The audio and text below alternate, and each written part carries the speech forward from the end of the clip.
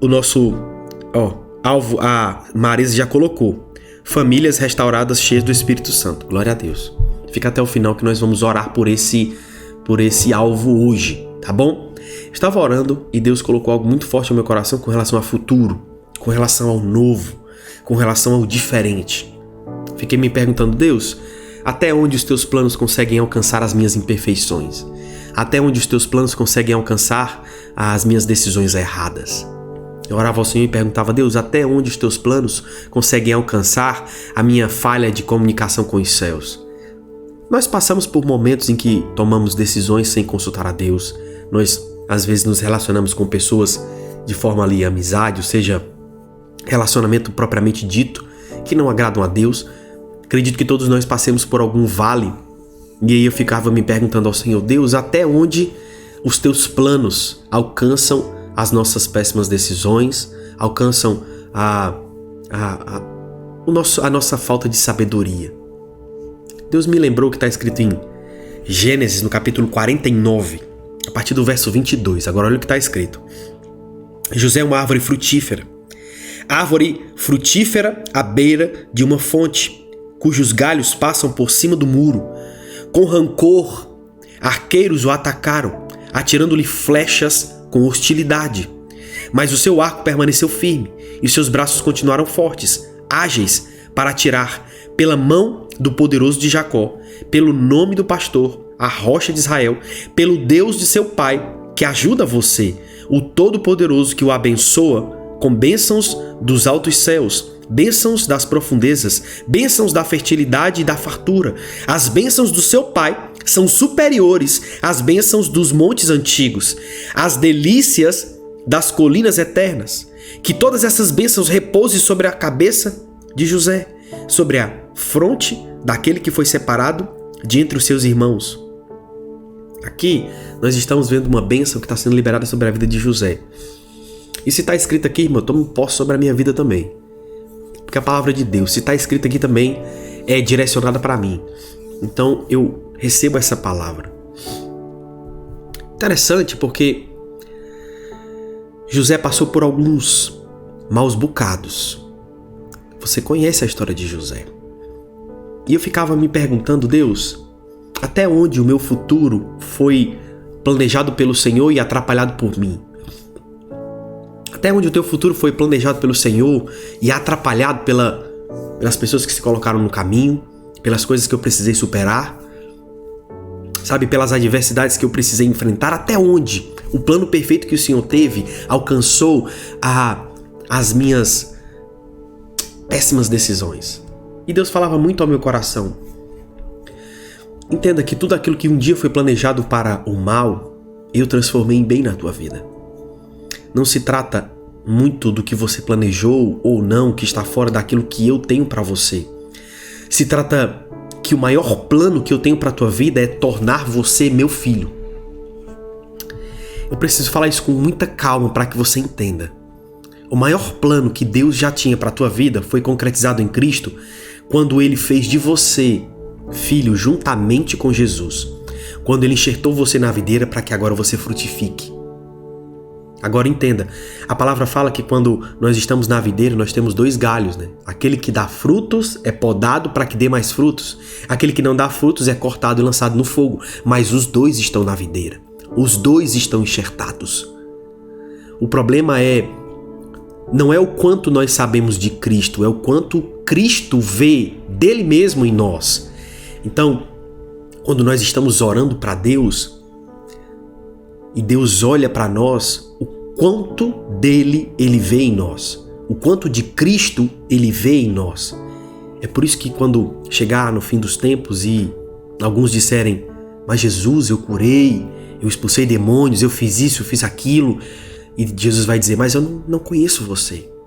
Significa que não é apenas você conhecer a Cristo, é você ser conhecido por Cristo, é você ser conhecido pelos céus.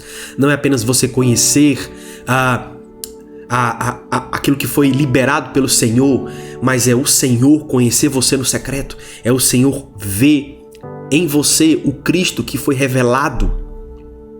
E aqui eu estou diante de uma situação em que José, no versículo 50, que é no capítulo 50, aliás, que é o capítulo seguinte, ele passa por uma situação muito interessante. Eu preciso que você tenha só mais um pouco de paciência, porque ele fala no capítulo 50, no verso 15, ele fala assim, ó, vendo os irmãos de José que seu pai havia morrido, disseram, e se José tivesse rancor contra nós e resolver retribuir todo o mal que lhe causamos? Então mandaram um recado a José dizendo, antes de morrer, teu pai nos ordenou que te disséssemos o seguinte, peço-lhe que perdoe os erros e pecados dos seus irmãos que o trataram com tamanha maldade. Agora, pois, perdoa os pecados dos servos de Deus, do teu pai. Quando recebeu o recado, José chorou. Depois vieram seus irmãos, prostraram-se diante dele e disseram, aqui estamos, somos teus escravos. José, porém, respondeu, não tenham medo. Estarei eu no lugar de Deus? Vocês planejaram mal contra mim, mas Deus o tornou em bem, para que hoje fosse preservada a vida de muitos. José estava numa situação em que seus irmãos que haviam feito algo contra ele estavam diante dele com medo, porque agora não havia mais o pai que estava intervindo a favor deles. Então eles carregavam esse medo de serem destruídos, porque agora o José não era mais aquele José bobo que falava bobeiras, que eles faziam o que queriam com José. Agora José era um homem poderoso, era um homem irreconhecível. Então a verdade é que eles estavam diante de José e não reconheceram. Mas, irmão, José chorou. Isso me ensinou que eu não posso limitar a minha fé às minhas emoções. Do contrário, se eu baseio a minha fé nas minhas emoções, tudo aquilo que Deus quer fazer na minha vida vai estar limitado àquilo que eu estou sentindo. Quer ver uma coisa? Às vezes eu não acordo muito bem. Não estou com muita vontade de orar hoje, não. Às vezes eu me deixo levar pela mágoa de algo que alguém fez contra mim. Hoje eu não vou ler a Bíblia muito hoje, não. Nem sempre eu acordo com vontade de profetizar a palavra sobre o dia que eu irei viver. Nem sempre eu acordo com as forças renovadas, sabe? Com vontade de cantar e louvar ao Senhor. Nem sempre eu acordo com a minha alegria 100%. Às vezes eu acordo sem alegria nenhuma. Às vezes eu vou dormir preocupado com o dia de amanhã. Mas guarda isso, a palavra nos diz que Deus nos dá força para o dia de hoje e esperança para o dia de amanhã. Ele nunca vai inverter essa ordem. Ele nunca te dará esperança para hoje e força para amanhã. Porque muitas vezes o apontamento daquilo que Deus está fazendo no futuro é resultado daquilo que Ele está construindo no teu presente. Então quando Ele te coloca numa situação, você precisa começar a enxergar aquilo que Deus está gerando em você e aquilo que você está gerando em si mesmo, pelo seu posicionamento através daquilo que Deus te pediu. Existem consequências da nossa integridade. O trono foi resultado da integridade de José, juntamente com o plano de Deus, porque Deus jamais faria planos com alguém que não fosse íntegro. Agora guarda isso. Por que você está falando isso, pastor? Porque Deus é soberano. Eu sei, mas Deus é soberano da forma que Ele quer. Como assim? Me explica isso, pastor. Explico. A palavra de Deus fala que a terra, Deus confiou aos homens e aos céus pertencem a Ele. Então tudo aquilo que está nos céus, tudo aquilo que está no âmbito celestial pertence ao Senhor e Deus tem todo o controle sobre aquilo. Mas Ele deu a posse da terra aos homens, não a propriedade, porque tudo é do Senhor. É como um aluguel. Você tem a posse da casa, mas você não tem a propriedade dela. Deus deu essa posse aos homens, a posse da terra, para governar sobre a terra. O homem perdeu e entregou isso para o inimigo. Jesus, em toda a sua graça e grandiosidade, recuperou isso pelo sacrifício na cruz. Onde eu quero chegar? Jesus é soberano como Ele quer. E se a soberania que Ele tem, a soberania que Ele exerce, é em cooperação com a nossa vida de fé, com a nossa vida de jejum, com a nossa vida de entrega, é porque Ele estabeleceu dessa forma. Por quê, pastor? Porque Ele quis, Ele é soberano do jeito que Ele quer. É isso que eu estou tentando te explicar.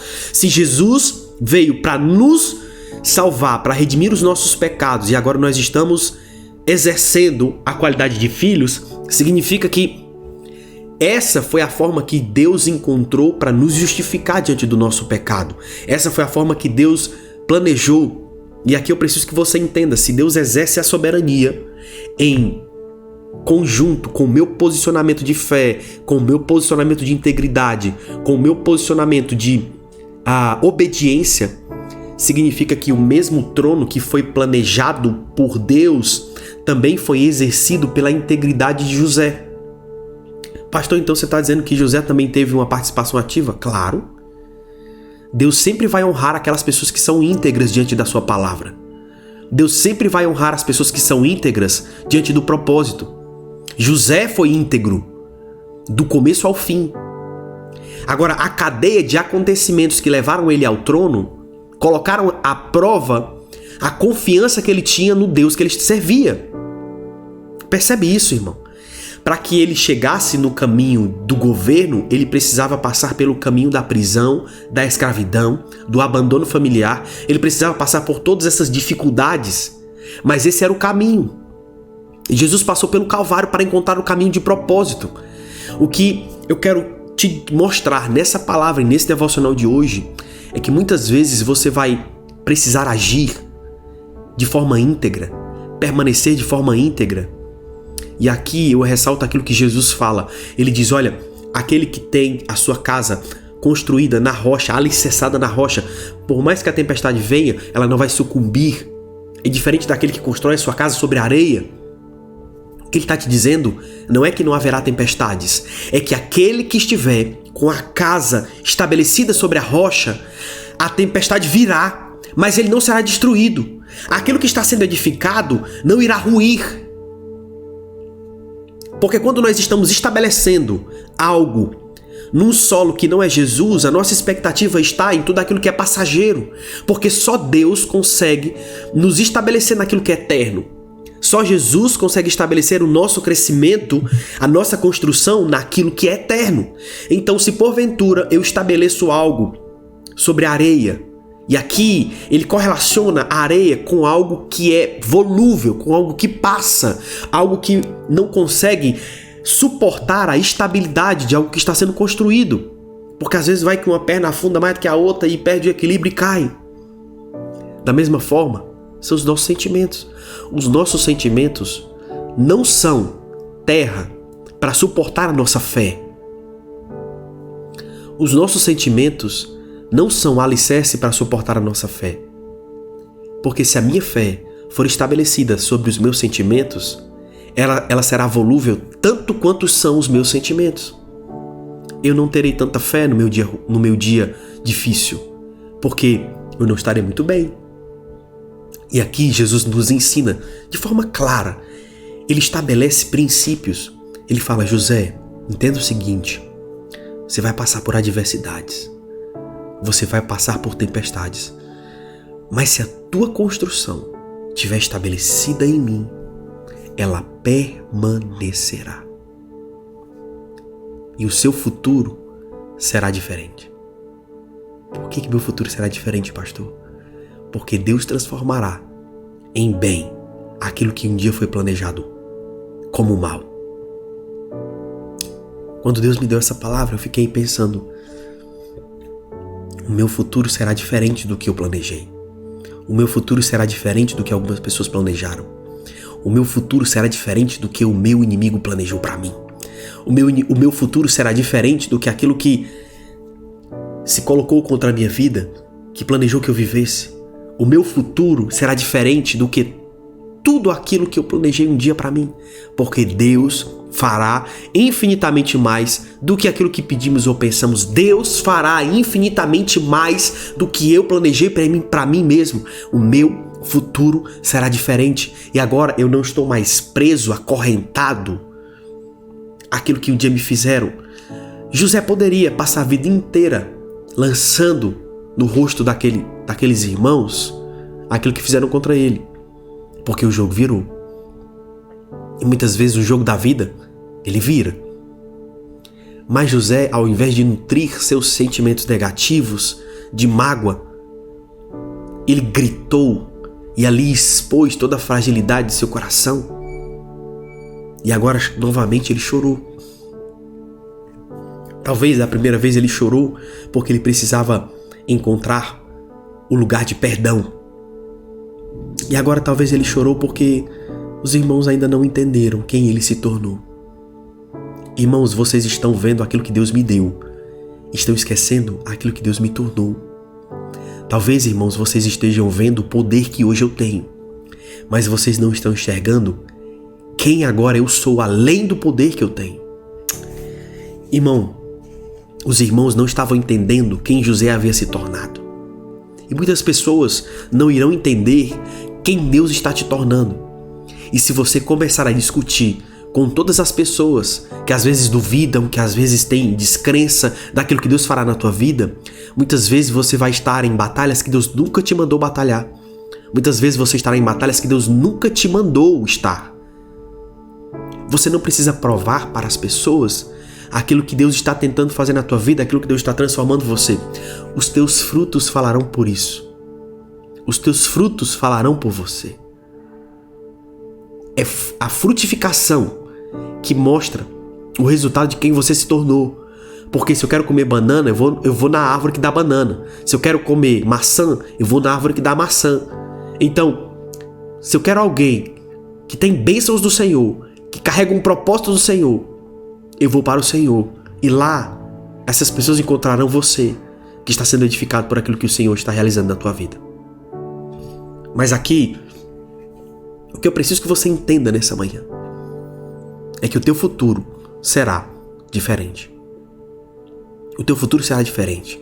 O teu futuro não será como aquilo que você pensou. Será muito melhor. O teu futuro não será limitado àquilo que um dia você passou. Será muito maior. O teu futuro não será apenas limitado a conceitos de coisas que um dia foram lançadas contra você. O teu futuro será muito maior. José sabia que um dia ele se colocaria num lugar de liderança, mas agora ele estava entendendo que o lugar de liderança também veio com um caminho que precisava ser percorrido, e a minha integridade, a minha fidelidade diante do caminho que Deus planejou para a minha vida trará honra para a minha cabeça.